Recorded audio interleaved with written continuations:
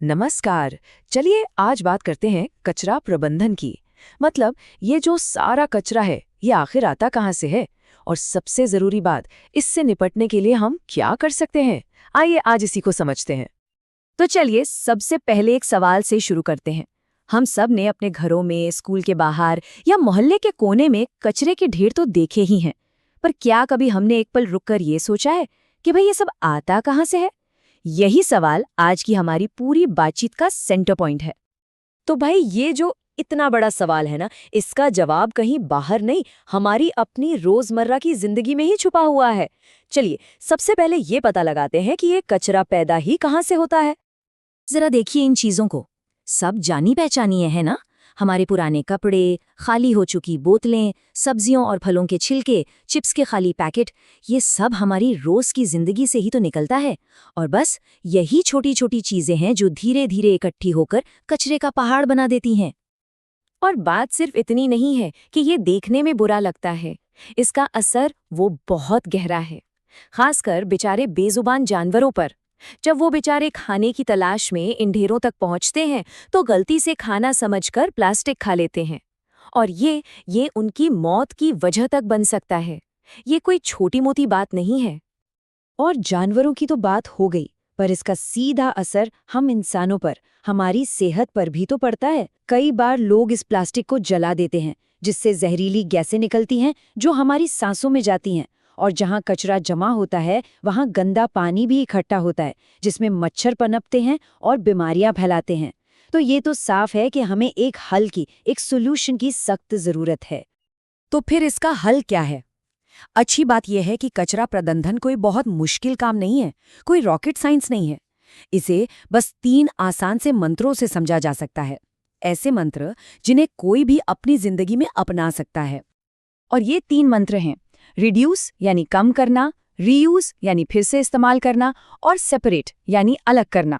बस ये 3 कदम कचरे की इस बड़ी समस्या से निपटने का सबसे असरदार तरीका है। चलिए एक एक करके इनको समझते हैं। तो सबसे पहला मंत्र है कम करना। मतलब कोशिश ये करनी है कि कचरा पैदा ही कम हो। जैसे बाजार से पैकेट वाला सामान लेने के बजाय खुला सामान ले सकते हैं। प्लास्टिक की थैली की जगह घर से कपड़े का थैला लेकर जा सकते हैं। और सबसे जरूरी बात, सिर्फ वही चीजें खरीदें जिनकी हमें सच में जरूरत है। अच्छा, अब आते हैं दूसरे मंत्र पर, पुनः उपयोग करना।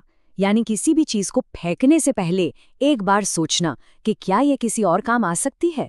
पुरानी साड़ियों से रजाई बनाना, फटे पुराने कपड़ों से थैले बना लेना, या फिर कागज के एक तरफ लिखने के बाद दूसरी तरफ रफ काम के लिए इस्तेमाल करना।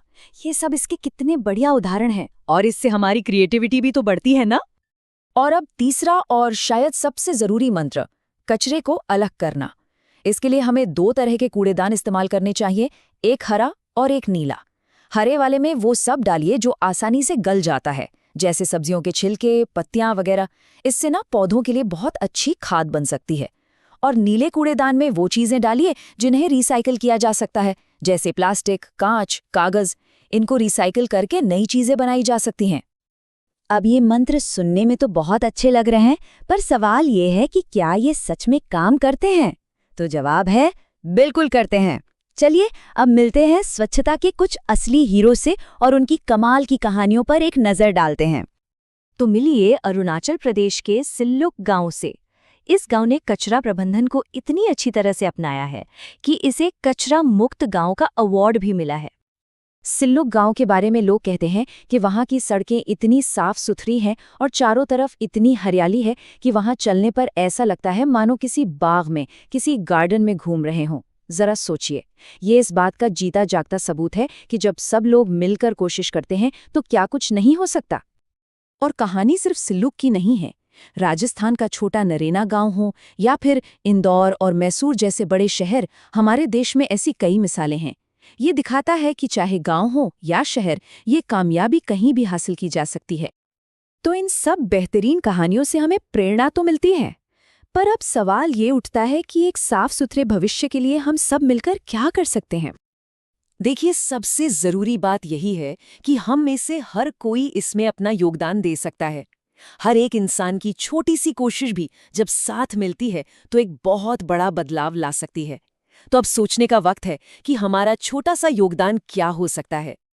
तो आखिर में बस इस एक लाइन को अपना मोटो, अपना उद्देश्य बना लेना चाहिए। अधिक से बचें, बर्बाद ना करें। अगर हम ज़रूरत से ज़्यादा खरीदने से बचें, चीज़ों को फेंकने के बजाय उनका दोबारा इस्तेमाल करें और कचरे को सही तरीके से अलग करें, तो हम सब मिलकर यकीनन एक साफ और सेहतमंद भविष्य बना सकते हैं।